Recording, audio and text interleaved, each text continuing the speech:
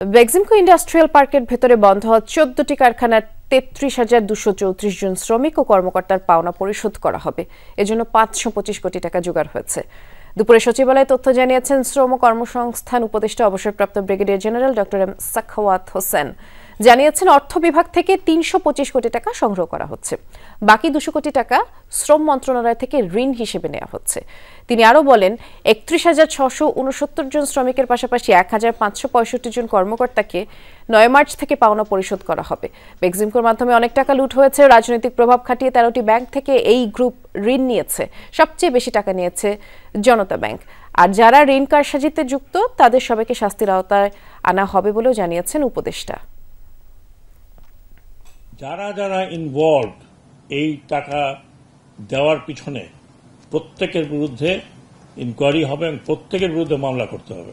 আপনারা যারা এখানে আছেন বেক্সিমকোর সাথে জড়িত কর্মকর্তা কর্মচারী, আপনি দয়া করে এমন কিছু করবেন না যেখানে আমাদেরকে কঠোর হতে হয়। আমরা কঠোর হইতে চাই না।